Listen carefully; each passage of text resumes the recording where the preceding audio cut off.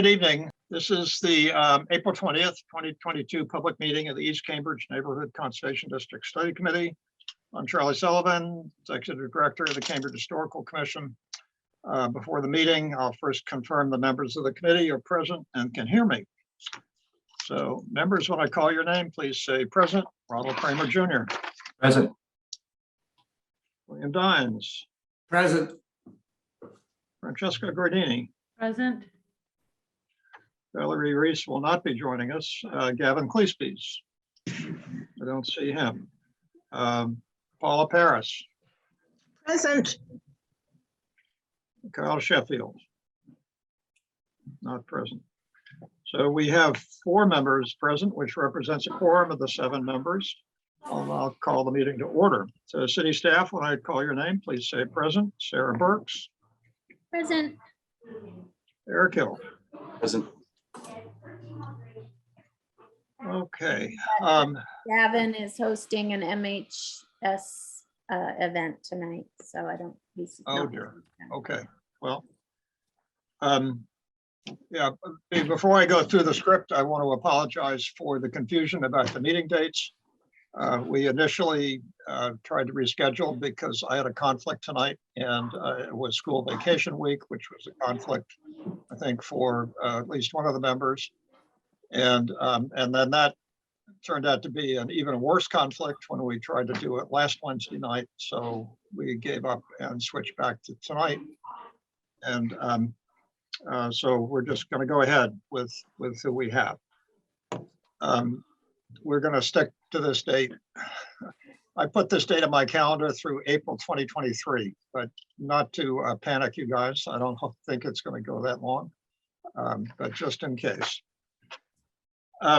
So the introduction, the meeting is being conducted remotely, consistent with Governor Baker's executive order of March 12th, 2020, due to the current state of emergency in the Commonwealth due to the outbreak of the COVID-19 virus. The governor's order, we just learned, has been extended to July 15th.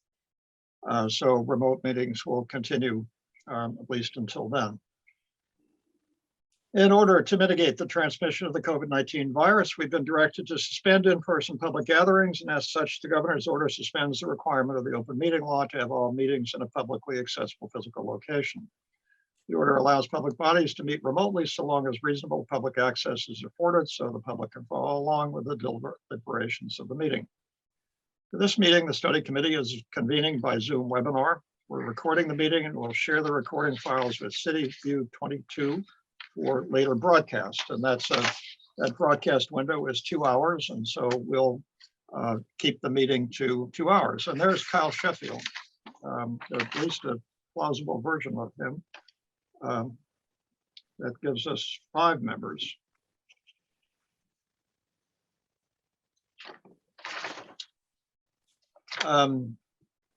The agenda and all meeting materials are posted on the Historical Commission's website on the East Cambridge NCD study page. We'll screen share the staff slides via Zoom and add them to the web page after the meeting.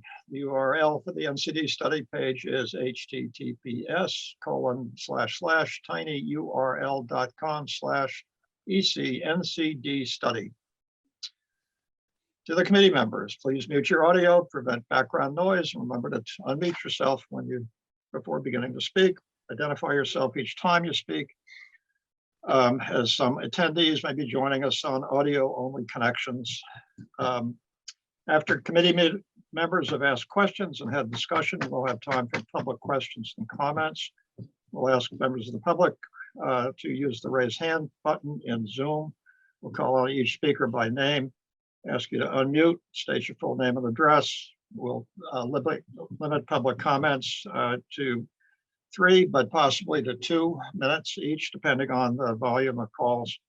You can also send comments by email to Eric Hill, ehill@cambridgema.gov. We'll share those with the committee before the next meeting. Only comments related to tonight's agenda will be allowed. If comments are deemed out of order, I may ask you to focus on the matter at hand. Derogatory remarks and personal attacks will not be allowed.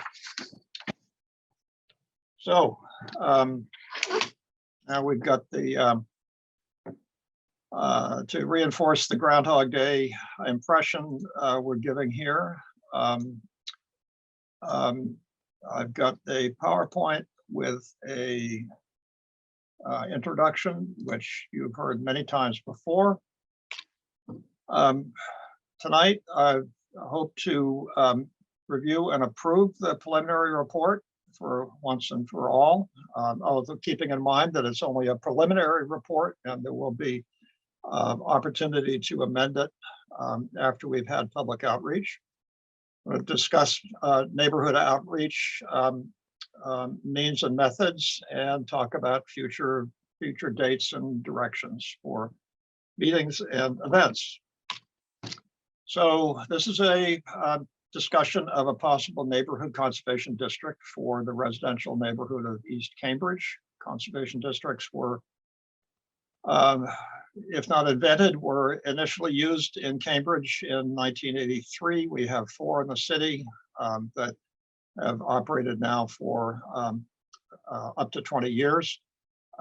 The conservation districts approve new construction, demolition, and certain alterations visible from a public way, according to guidelines and jurisdiction that's tailored to local conditions and needs. And that has been the major work of this committee, to determine just what kind of conservation approaches would be desirable for East Cambridge.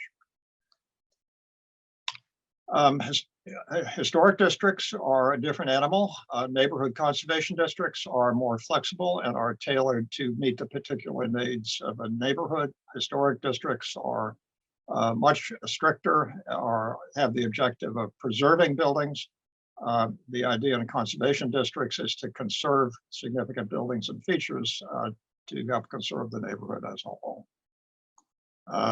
Conservation districts, when they're established, are governed by a commission of neighborhood residents and property owners appointed by the city manager. One feature of historic preservation that's important in conservation districts is the National Register of Historic Places. That's a list of building sites, structures, et cetera, that are important in American history, culture, architecture, archaeology on the state, local, or national, state, or local level. National Register listings in East Cambridge were mostly established in the mid-1980s. It's a planning tool. National Register listing by itself in no way limits changes to properties unless the project involves federal or state funding, licenses, or permits, like the Green Line extension, but not ordinary activities undertaken by homeowners. So the National Register by itself is a planning tool that has no teeth for almost all circumstances. The East Cambridge study was initiated in 2019 by petition of registered voters for the neighborhood surrounded here in blue, the traditional residential neighborhood of East Cambridge, north and south of Cambridge Street, between First and the railroad tracks, including some green spaces on the perimeter of the neighborhood. Okay, so I've got the draft preliminary report again. Since the last meeting, I've heard about a typo. We've got simplifications and clarifications for the table of jurisdiction, and there's a change to an appendix that I'll clarify. One of these one by one. So there was a typo. The highlighted word, I think, was meant to be excludes. It was something else. So that's the corrected language. I think that's pretty straightforward. And thank you, Bill, for spotting that one. The table of jurisdiction, I don't think we talked about this last month, but we might have. We originally had 6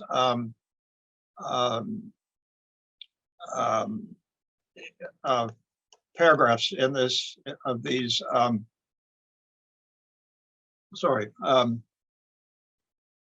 these are non-exempt alterations.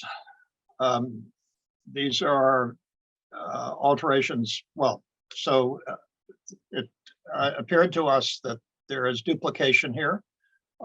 We're trying to simplify not only this, but a much more complicated table of jurisdiction and exemptions from review. And so in this case, eliminating paragraph F, which refers only to original door heads or cornice trim, that could be folded into paragraph B. So now doors and window hoods are called out in that paragraph. And then the table of jurisdiction, recategorized heading here, tried to clarify some of the language. These are those lettered conditions of alterations where a hearing would be required, whether it's binding review or non-binding review, and tried to clarify the language to make clear that paint is only on the exterior, that changes to roof form, shape, or height. There are new dormers, replacement of slate roofs with other material, changes of doors or window locations or sizes. And then here's that removal of door hoods. I tried again to make clear it was exterior colors we're talking about, landscaping with plant materials, reconstruction after fire or natural disaster, terraces, walks, driveways, or sidewalks at grade, replacement roofing material except on old slate roofs, which refers up to number D in the first category.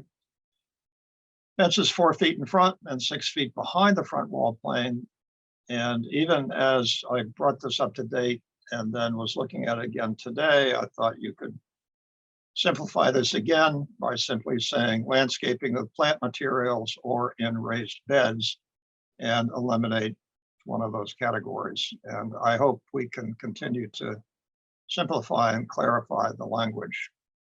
Each of these 24 categories is discussed at length in the report. So this is a summary which is intended to clarify the difference in jurisdiction between National Register and non-National Register properties, and to also clarify that all of these 24 categories are either exempt from review or, in 2 cases, having to do with storefronts subject to commission staff review. So, I'm sorry. And then there's the last change is, it was pointed out by several people that the pasted in appendix had a heading on each page that was not the same as the title of the appendix. So the suggestion was that the header be deleted or cropped out is what I can do from the text of this appendix, and it goes for about 10 pages. So it's not just on one page, but so the text of the appendix would not change except for the removal of the header that appears on each page. And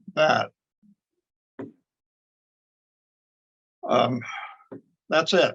I think we could keep on plowing this ground for quite a while, but I think I appreciate the comments that were suggested by members and others, and I would encourage the committee to think about approving this as a final version.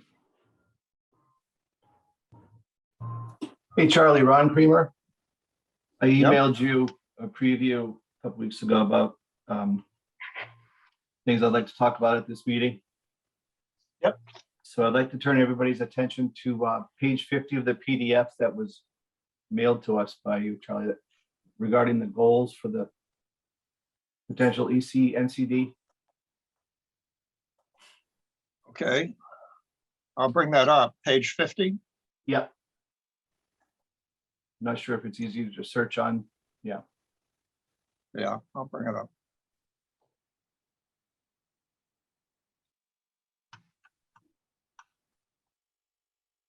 Oh, wait a minute. This is, yikes, I can't see. Hold on a second. Wrong version.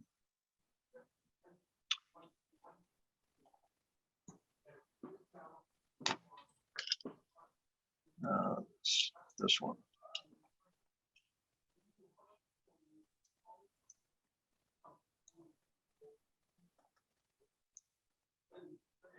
$50. Right. Okay. Thank you. It's about the fifth line down. I'm gonna quote from starting with the word to enhance the livability, vitality, and socioeconomic diversity of the district for its residents and public at large. So I question the use of the word enhance, which means to heighten or to increase. I mean, I'm comfortable with you arguing that the goal is to preserve or maintain or conserve. But when it comes to the socioeconomic diversity, I can't think of a single example of how the EC-NCD, the process, would enhance it, would heighten it, or would increase it. And I'm willing to listen if anybody wants to explain to me why it would be enhanced, increased, as opposed to preserved or conserved. Oh, what do you suggest we do?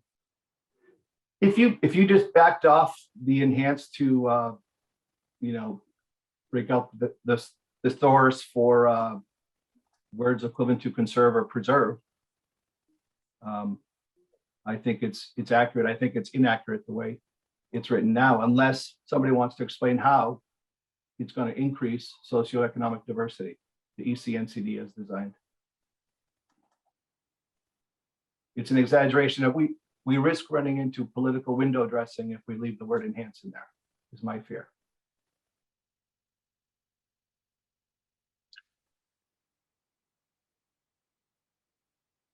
Is it possible to Members? intervene?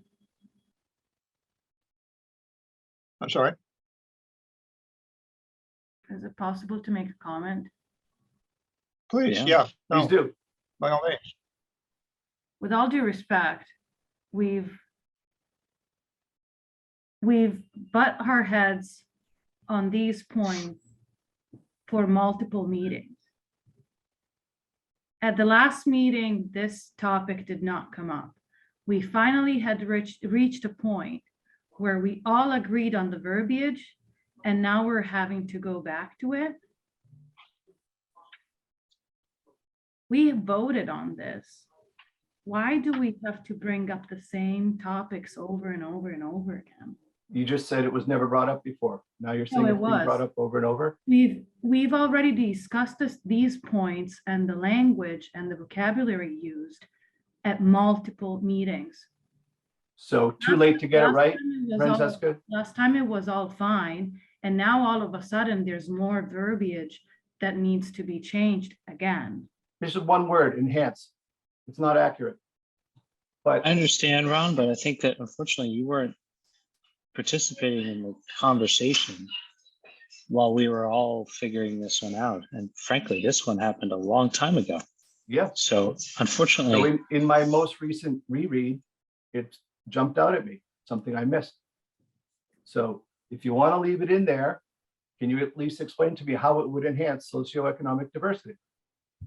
If you don't, just change the word enhance. I'll state To that I preserve or disagree with your conserve. finding, Ron, and it should remain as enhance. And why is that, Francesca? that's How what does I- it heighten? So give me an example. I'm willing to leave it in there. If you could give me an example how the EC-NCD will enhance, will increase or heightened. It's going to be a democratic vote. So let's see what everybody else thinks, since it's not your last decision, whether the wording remains. Could you explain to me how it's accurate? I'm asking as a courtesy. How does the ECNCD enhance socioeconomic diversity? It Well, would I'll probably take take too long of a conversation to have right now. You give me the short version. I'm not really. Well, I'll give it a crack, but I'm going to recommend that this stay the same, but I would say that socioeconomic diversity is an ever moving target. All of our neighborhoods are extremely dynamic. Anything that slows down the gentrification of a neighborhood, that preserves the naturally occurring affordable housing that is more common in East Cambridge than in many neighborhoods, is going to enhance socioeconomic diversity, if only in relation to what would happen without a conservation district. But does it increase or heighten, Charlie? So you use the word preserve again, which I understand. So I'm just arguing to please use the word conserve or preserve. Because enhance means to heighten or to increase. Yeah, I got that. It comes off as an exaggeration. I'm saying in relation to what would happen if there were no conservation district, there's absolutely would be Right. an So that's enhancement. what maintain is. That's what conserve is. And that It we doesn't may heighten. differ about that, but I'm on the side of other members who want to keep this language. We can revisit this. This is the preliminary report, and we'll have another crack at this and other topics when it comes back after we have public outreach. It is fiction, but we'll keep the fiction.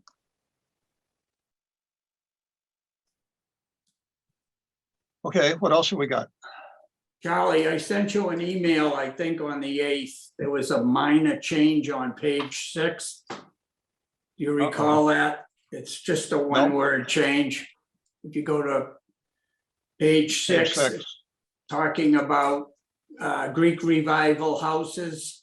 It says with make up a majority. I think it should be which make up a majority of houses in East Cambridge.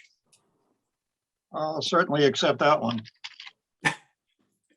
I hope there's no controversy over that one. I sent that out in an email, and on my copy. Yeah, I'm sorry. I must have overlooked. There was a bunch of blank pages. I didn't know if those were placeholders or those were just going to be cleaned up later. There are blank pages at the end of each chapter so that the next chapter starts on a right-hand page. There should only be one. I saw they were I'll check. on mine. I had blank pages at 60, 72, 80, 82, 84, and 98. Yeah, this formatting is hard to pin down sometimes. Yeah, I figured it was probably just a formatting issue. Yeah, they're sorry if I'm making you. Oh, I see. Well, then 61 is, so chapters want to start on an odd page. So that wasn't, I'll check each one of these. Yeah, it's not a big deal. Yep.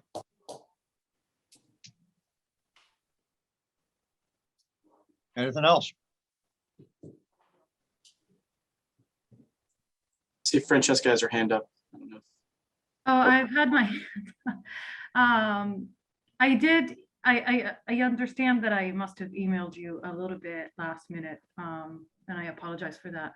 But I did ask and inquire if you could consider adding in the appendix the short piece that I wrote as a renter's perspective on the conservation district. Is it something that was looked at all?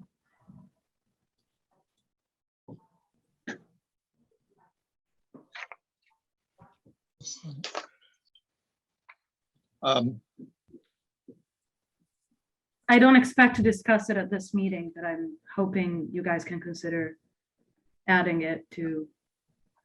So, yeah, so I think similar to Ron's and the other letters, we'd have to have it posted on the website Of course, yes, to yeah, let the public read that and then let the committee vote. Yep. And that can be done after the public outreach phase when we come back to the report, I think. okay, That works.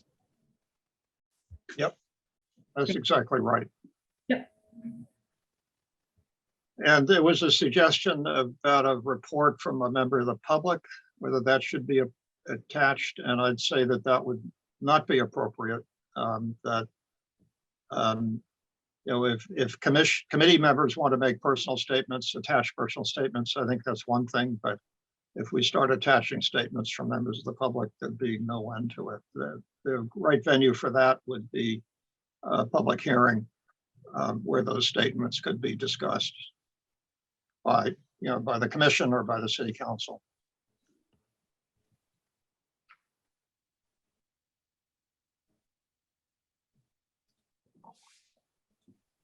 So, you know, last week we basically had a, we didn't even have a show of hands. We basically had no objections to the report last month, I mean. And what I would like to do is to take a vote of the members on adopting the preliminary report as drafted tonight. But before we do that, I think we should go to public comment. Anybody wants to, okay. Here's a hand from Marie. You can unmute yourself, Marie. Hi, overall, I think it's quite good. The only thing is I had commented a long time ago when you introduced at the very beginning, I don't know what the working group members. I suggested that you put like Ron is down for essentially an owner, but I think the fact that he's a commercial owner is important. And I think, you know, maybe elaborate on each person, why they're different and why their perspective is different. Ron doesn't live here. He's never lived here. That's significant. Well,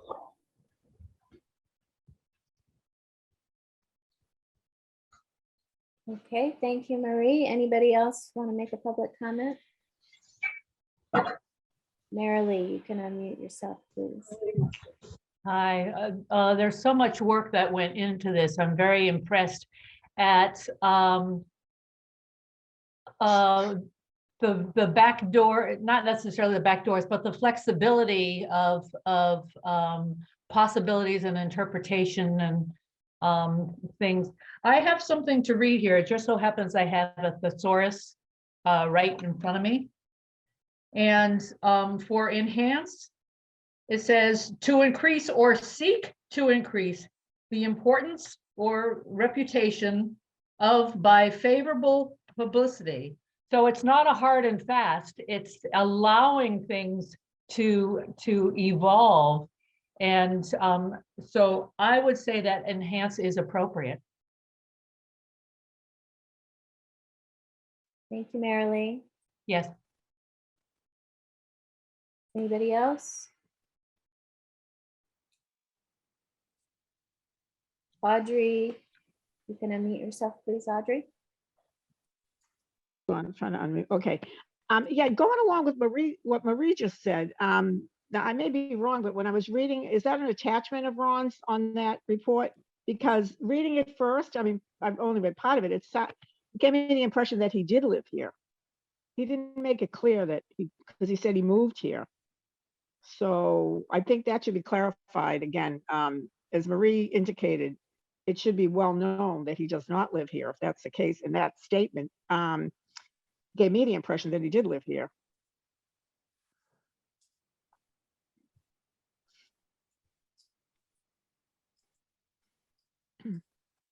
Audrey, would you like me to address? no, I don't, Ron, I don't think that's appropriate. Let's just continue with public comments. Okay. Okay, that's Oops, sorry, I didn't mean to cut you off at the end there, Audrey. Mary Ellen, you can unmute yourself, please. I'm very disappointed in the one after another, after another, after another attack on Ron this evening. I don't get it. He's an owner of a big piece of property in East Cambridge. He was brought onto the committee because he's an owner of a big piece of property in East Cambridge, and he's been here long enough to understand our community. I'm really disappointed that you keep allowing this line of commenting to happen. Thank you. Thank you, Mary Ellen. Anyone else? Make a comment.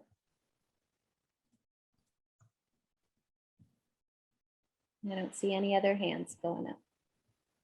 Okay, well, let's close the public comment period, and I stopped sharing so I wouldn't distract you with scrolling down the screen. We at the beginning of the report, we simply list the committee members in alphabetical order.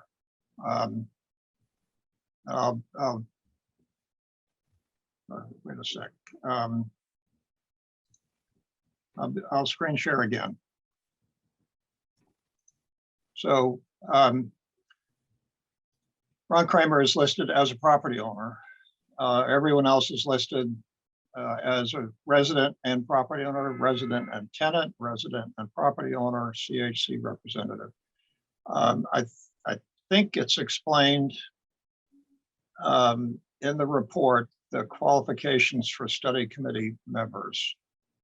And I think so. We don't have biographies, but we do have qualifications. And I will keep. Let's see. Hold on. I'm just going to try to find this.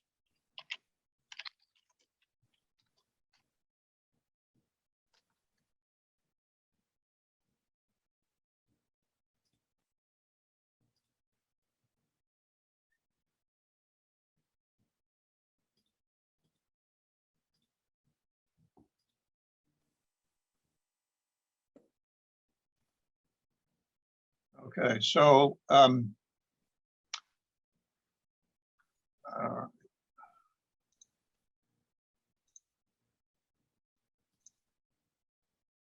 I don't see it. Oh.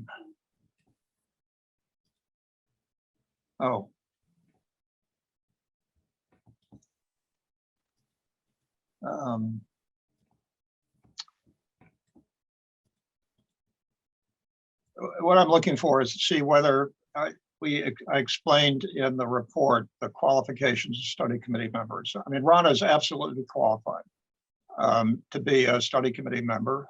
The ordinance specifically says we can have a property owner who does not live in the neighborhood.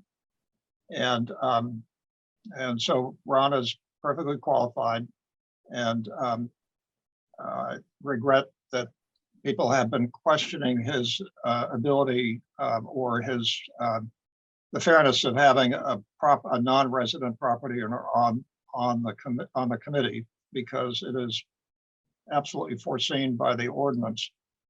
So if you want to trust me to put in a paragraph here about how study committee members are chosen, I'm happy to do that. And it's just going to be a recitation of the ordinance without reference to any particular members, whether they're property owners, resident, non-resident, tenants, or what.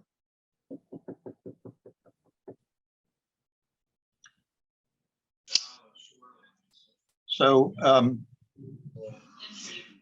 with that amendment, I would suggest that we have a vote to whether or not to accept the preliminary report as presently stated, with the addition of a paragraph explaining qualifications for study committee members to be inserted roughly on page 30. period. Would anyone like to make such a motion?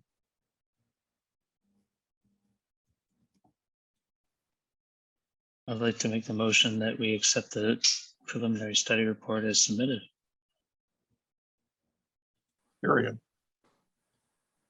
Yes, period. I'll second that motion. This is Bill.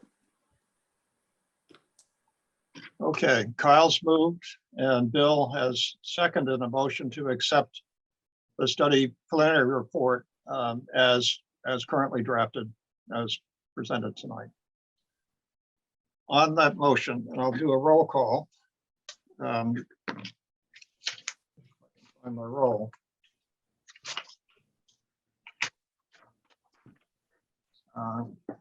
Yikes, okay. On the motion, Ronald Kramer Jr., Yeah, Charlie, point of order, can I abstain or do you need my vote, yea or nay? no, you can abstain. I'd like to abstain. Okay, William Dines, Yes. Francesca Gordini, Yes, we can move forward. I would simply like to make sure that the piece I sent is going to be considered as an addition for appendix, and despite this vote. so without qualification, this is a vote yes or no on a motion to accept the report as presently before the committee. I'll move forward. That's a yes Yeah. or a no? Yes. Yes. Okay, Paula Paris Yes, and Kyle Sheffield. Yes. Okay, that's a vote of 4 in favor, none opposed, and 1 abstention. And so, whew, we did it. Thank you very much. Break out the champagne.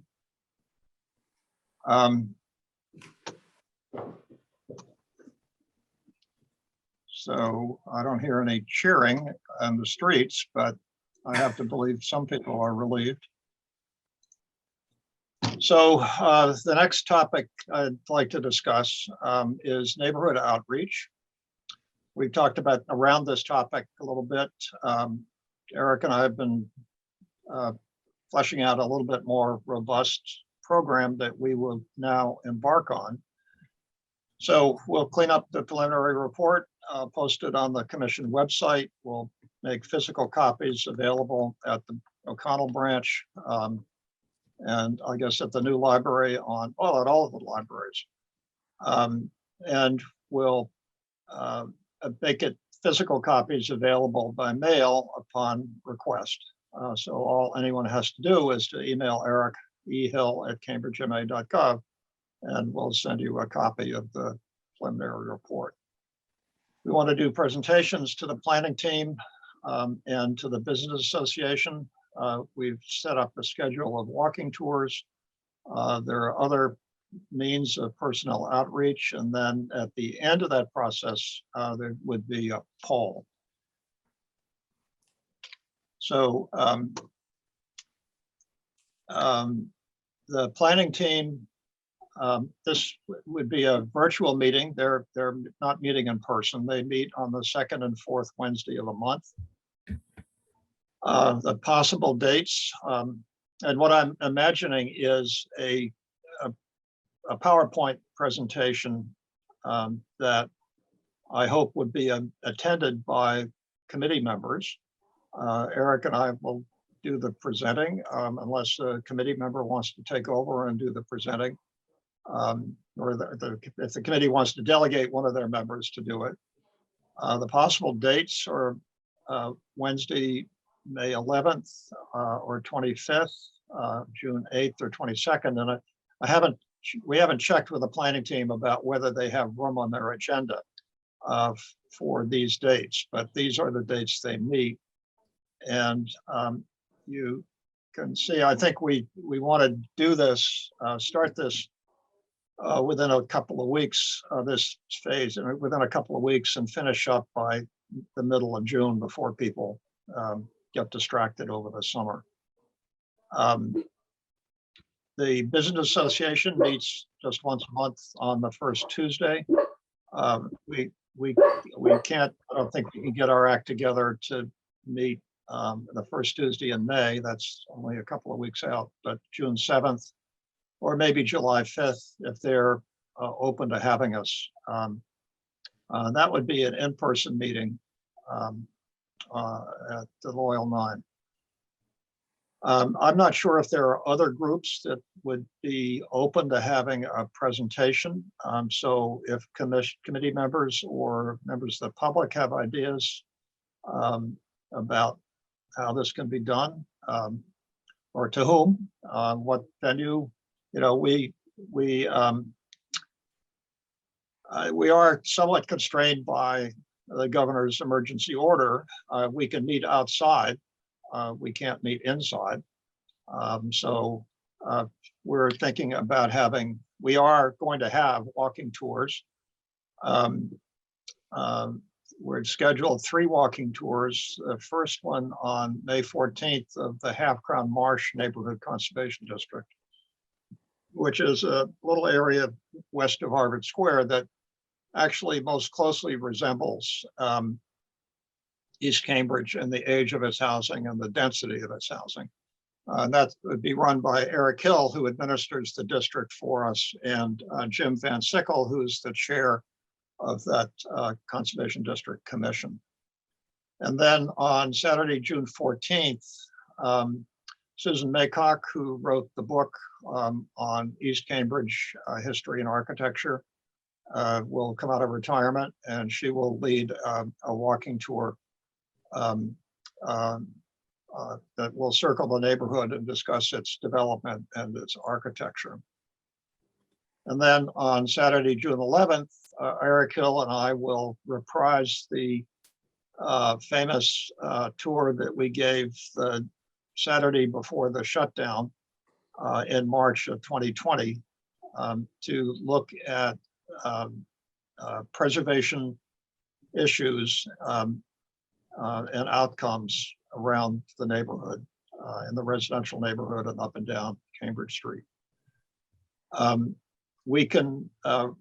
So these would be Saturday mornings. We're certainly flexible about the time. We haven't gone public with this schedule yet, but I would like to very, very shortly. I'm suggesting that the Saturday walking tours begin at 11 o'clock, last for an hour and a half. It could be whatever. I mean, if that's too interferes with people's lunch plans, I'm certainly happy to adjust that. I think Eric and I would also like to schedule at least one or maybe a couple of weeknight early evening walking tours that would be available for people who aren't available on weekends, but who might be available after work. And we will lean on the committee members for advice about what nights are best for that, and we'll fit those into our schedules. And then I'm not sure about these. I'm not sure how the churches might get involved, except that they have venues where we might make presentations, except we can't do it in person. So that's kind of a stretch. Eric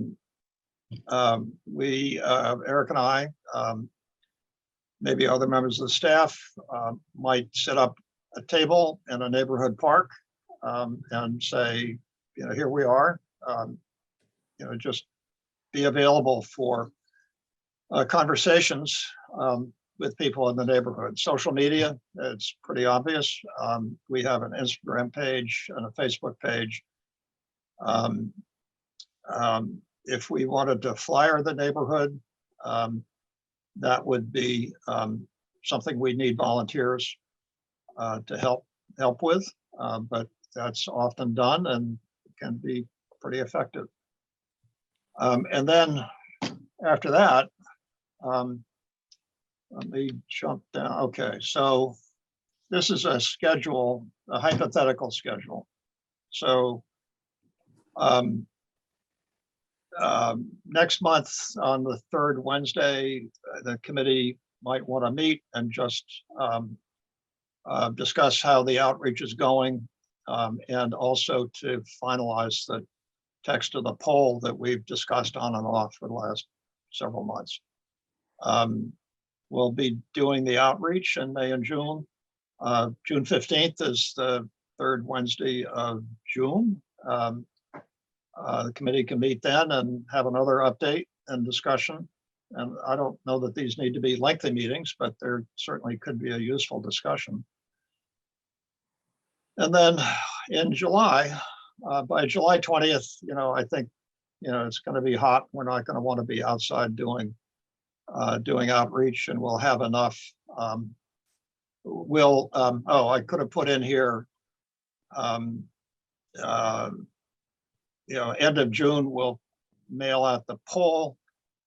We'll try to schedule that so we get the results back in time to process and discuss at the regular meeting date on July 20th.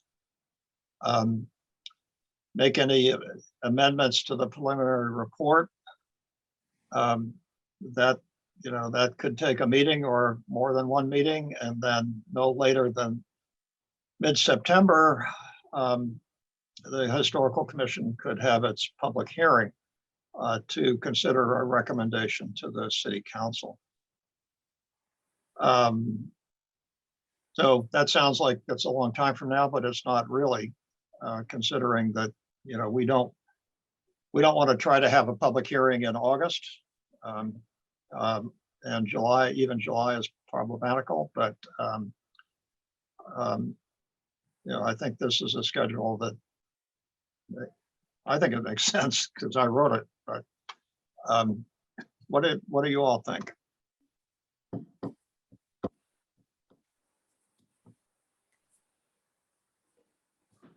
Don't be shy.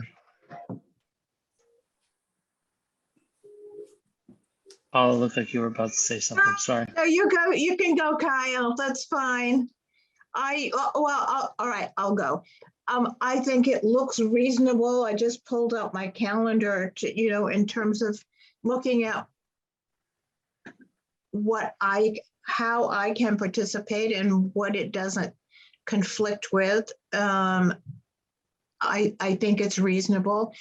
I can't at this moment commit to when and where I can be available, but the rest of the stuff that doesn't involve committee members directly, if this works for your schedule, Charlie and Eric and Sarah, of course, then it seems reasonable. It seems reasonable to me. September and the September 2022 would be a public historical commission. Oh, that would be a regular, like. No, I think we'd have a special meeting. Special meeting, okay. Yeah. That was my one question, Charlie, to you is, it seems like it's September 1st. If I Yeah, get that that's, correctly. What? Oh, the first Thursday is September 1st? Believe yeah, it or that's not, it. that's what I have in my calendar. Unless it's the Yeah, 8th. it But is. unfortunately, the 1st I won't be around, but the 8th I could be. I'm not Um, around either. Well, Sarah, That is where a are you? holiday weekend, actually. Yeah, actually, Sarah, Jeepers, we do set that schedule. Our meeting date is September 8th for that very reason, that the 1st is too close to Even better. Yeah. Okay. Labor Day. Yeah, right. So perfectly right. This regular commission meeting is September 8th. We would want to meet later in the month. The commission meets on the first Thursday typically. Okay, so then, like the 22nd, well, there's the 15th and there's the 22nd. And there's the 29th. I would say arbitrarily the 22nd, maybe if we, If it does not conflict with anything else going on in the city. yeah. Yeah, right. Oops. Uh-oh. What happened? There we go.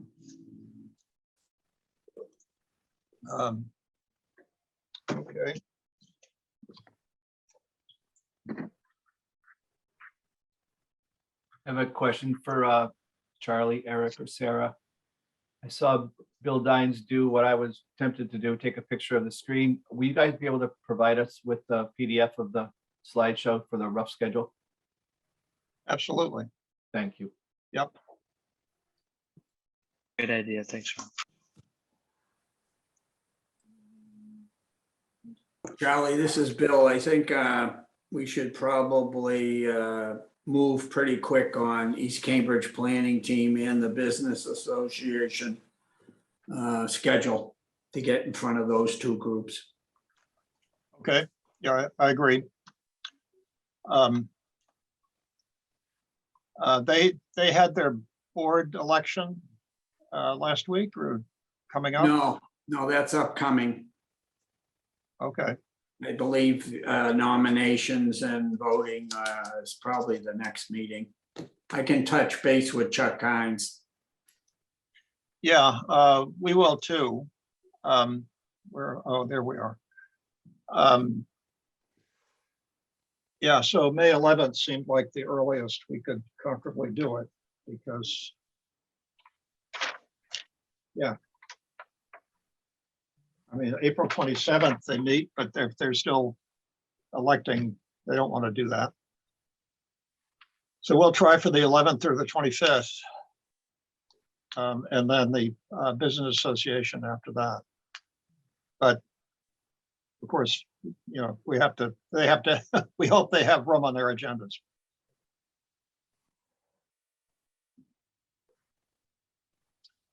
Yeah, Charlie, I can't speak for ECBA, but I would lobby for the earlier date, June 7th, July 5th, the day after the 4th. It's going to be a ghost town.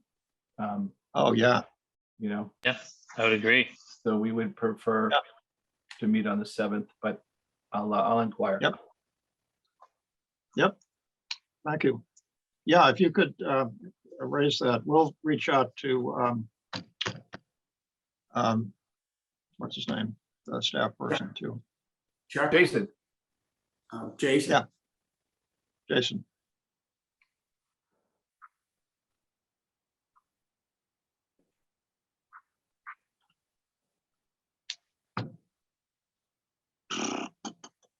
So as soon as we get these dates nailed down, we'll let the committee members know. And if this might be a good time to have more public comment. Maybe members of the public have ideas about outreach. I know there are advocates and supporters out there who might want to get involved, and we'd certainly welcome them to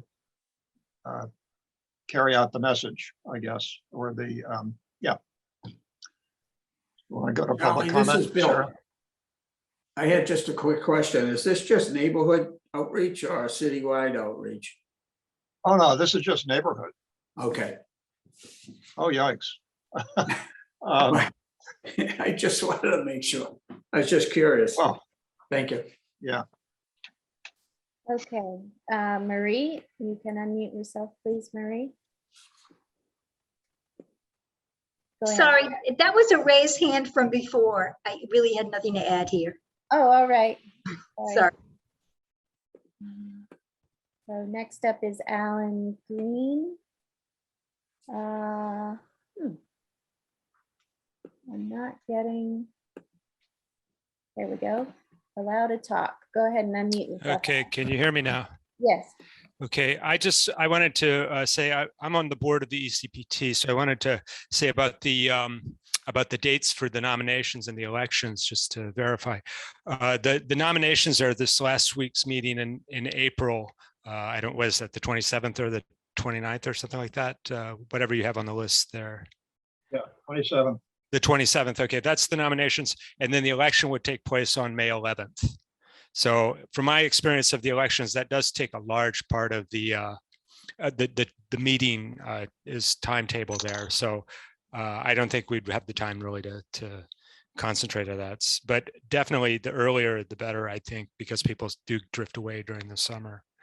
I just wanted Yeah. to say about walking tours. I'm a big fan of walking tours, and it doesn't matter, what my view on this would be or anybody's view. I think it's a great opportunity for people to get together and meet and look at things together, and it's really a learning experience. So I encourage anyone who's listening to go. Charlie and Eric and Sarah wasn't at the last one, but they both were very informative. It was a great time going out, and great way to what do I want to say, kick off the clamp down on COVID. So we all had a good time walking around with them. As far as the I guess public presentations go, East Cambridge planning team is beholden to the state. So our bylaws, we have to respect that, and we invite members of the public openly to our meetings. I'm just wondering about the East Cambridge Business Association. I'm not sure of what their status is. My understanding is that it consists of members, and members can speak. And I don't think really members of the public are encouraged to go to the meetings or speak at those meetings. So I'm not sure how open that sort of presentation is going to be. So that's just a comment on my part. As far as outreach goes, I was part of the outreach method of announcing the start of this whole thing. We all volunteered and went from door to door putting out flyers. Assuming there's enough money, I would say send out postcards to every address that's in East Cambridge, every address that's in the district as proposed. Send out postcards and for every unit that's there. That way, everyone would be touched. That would be the best way in my mind. But given time and I'm available, I'd be happy to do whatever outreach you need there. So that's all I have to say. Right, the rest of the timetable looks good to me, other than the logistics of people leaving, let's say, not being there in early September. So I'm fine with moving it back a little bit more if that's what needs to be done. Thank you, Alan. Next up is going to be Patrick. Hello, Patrick McGee, 877 Cambridge Street. Just some quick housekeeping. The ECBA meetings are happening currently at Puritan, farther down on Cambridge Street, because Loyal 9 has been closed for a number of months. We also won't be meeting July 5th. We typically don't have a July meeting. So that's where that stands for meetings. I guess a question to Charlie. It seems like the implementation of the separated bicycle facilities on Mass Ave have allowed and encouraged the city to hold large informational meetings out in the public, and there's been a handful of them. So it seems like it might be beneficial to have meetings and actually call them meetings and have it be scheduled times, as opposed to maybe just you and Eric sitting in a park with a table. I think those meetings on Mass Ave were fairly well attended, and I think that gave everyone on all sides of the issues an opportunity to kind of interact with city staff and each other and have genuine conversations about what's happening on Mass Ave. And then I guess a comment, I think the walking tours are, I agree with Alan, they're a wonderful opportunity. In reality, they probably should have happened 2.5 years ago, as there was an attempt to drum up public support for the entirety of this process. It's a little worrisome now that the CHC, as an effort to bring information about the proposed changes, would be essentially drumming up support. And I would assume that CHC's role in this would be to only be providing information, not be convincing citizens one way or the other as to how they should be feeling and potentially voting in a poll. I think it's inappropriate for city staff to be advocating for change in that regard. If members of the committee who are regular private citizens want to participate and share their feelings, I think that's wholly different than employees of the city of Cambridge trying to sway citizens' perspectives on proposed changes in front of us. So I think the walking tours, it seems like there's 4 walking tours scheduled, and then only a small opportunity for any sort of public engagement. And I think that calls into question a whole bunch of this. So those are my comments. Thank you. Thank you, Patrick. Yeah, thanks, Patrick. It occurred to me that, we could have an open meeting at a park. Yeah,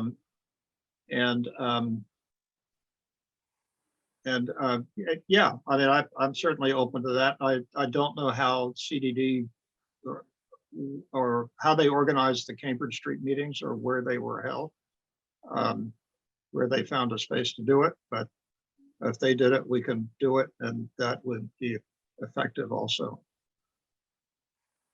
Charlie, they did modify the Governor Baker about a month ago modified it, and I believe he allows people to go in person as long as we make a priority allowing remote participation as well.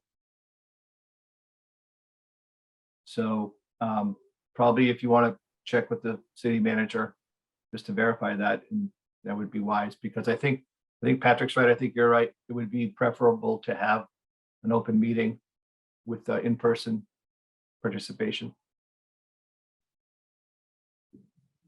Okay, Patrick, if you don't have any follow-up, I'll go on to Mary Lee. Hold on, Mary Lee. Go ahead. Hi. So basically, you're reaching out to the neighborhood specifically, but this eventually has to go through the CHC and then presented at City Council. So City Council represents the whole city, and there may be people and residents who don't know or understand the bigger picture, and so we're looking to educate people, correct? Because those people at City Council and beyond may not even know that this is underway. In looking at some of the bike lane meetings and everything, that group had Saturday meetings at like the parking lot at S&S Deli in Inman Square, or they hitched up to street fairs. It might be an idea to find out where events are around. I know you want to just publicize East Cambridge, but do you think it's worthwhile reaching, as part of the educational issue, to reach out a little bit more? You have 4 conservation districts. You have Mid Cambridge and Half Crown and Harvard Square, etc. Is there are any of those people on mailing lists that might want to attend? Or even help, or does that defeat the purpose of being specifically East Cambridge when the ultimate vote comes from City Council? You know what I mean? Well, I would say it is ultimately an East Cambridge matter. Yeah. And East Cambridge people who have an interest, the strongest interest in this. So, I think that's where efforts should be focused. And it's up for the advocates to engage in the political process with their counselors and everyone else throughout the city. But in terms of commission's role, it's to explain how conservation districts work and what the committee has decided on an approach for East Cambridge. And the commission was specifically established to promote preservation and conservation. So to some extent, we do have an official role as advocates, but we don't talk to city councilors. Yeah, We don't engage at that level of the political process. That's for the community members to do. no, exactly We- right. We'll Not, certainly not, talk about why we think this may be a good thing for East Cambridge. But that's about the limit of our involvement and advocacy. no, I agree. I agree. And I actually gave with Allison, a tour of mid-Cambridge and the history. And then we went over to East Cambridge. I mean, with Marie and others, and that was such a fabulous tour to get exposed to other parts of Cambridge. So that might be a kind of a not political, but public way of educating as well. I mean, you have two different tiers here. I'm just thinking of outreach and having people understand the bigger picture. So thank you. Thanks, Marilee. Mary Ellen, you can go ahead, please. I would just like to support Charlie's statements about the fact that this is an East Cambridge issue and should be talked about. And the only residents that get to vote are East Cambridge residents. I appreciate those from outside the district who have used their First Amendment rights to speak at these meetings, but the residents who own houses here are the ones that should be your focus. Thank you. Thanks, Mary Ellen. And Marie, I see your hand did go up again. Go ahead and unmute yourself. Yes, this time it did. I just wanted to make a comment. We did take a tour. Eric and Charlie led the tour. And we went to spots that I hadn't really frequented in many, many, many years. And also there was another occasion where we took a pedestrian tour. I think it's very beneficial. I saw, which is really kind of unique in East Cambridge, houses behind houses that are behind another house. So it's truly like the density that everyone seems to be promoting today. Not only are there houses that don't have a sidewalk side, there are houses in back of them. And I never had really looked up close to that. That was the first time I really noticed it. So I do think the walking tours are great. We already had two. Sorry that Mr. McGee missed it. Thanks, Marie. Anybody else have comment at this point? Francesca's had her hand up for a while. Okay, No, I think it was from earlier. I was just going to comment that indeed we did have at least one walking tour. We were supposed to have a second one, however, a pandemic hit. So it's good that we can resume those at this point.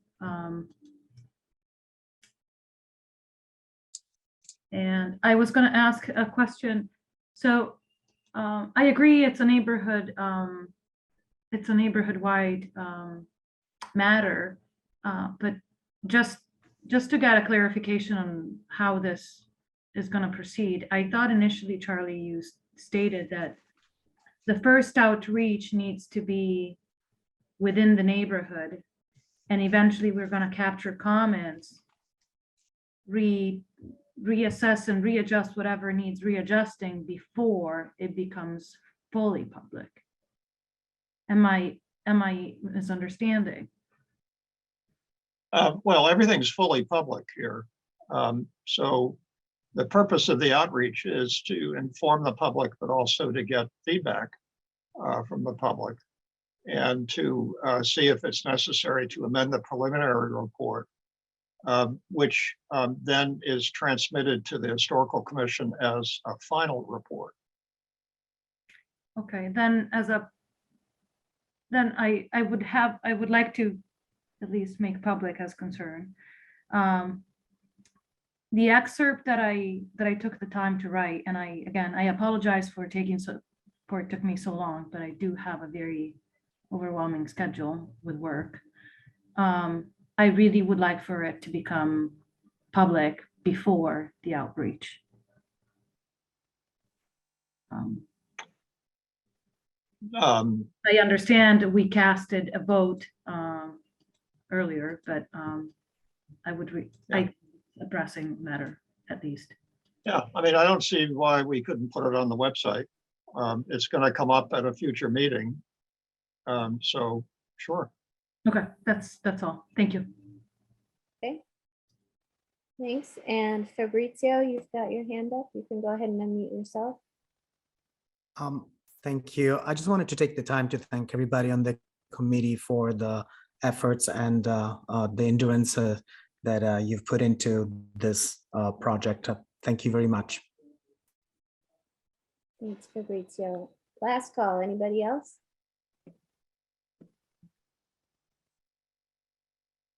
Nope. Okay, thank you, everybody. I was gonna make a suggestion. I think I like your idea of eventually speaking at a local park. Yeah. I was gonna suggest perhaps Timtumi Park, the newer development, so that we are in a different side of the neighborhood. If the ECPT meeting is usually at the East End House or virtual, actually, as opposed to where I'm assuming that the East Cambridge Business Association is going to take place closer to Puritan at this point. So Yeah, we'll look into that and see what facilities are available in the park.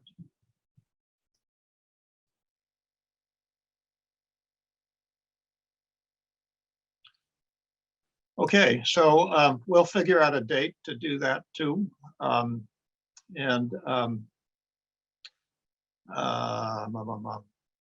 we'll be in touch.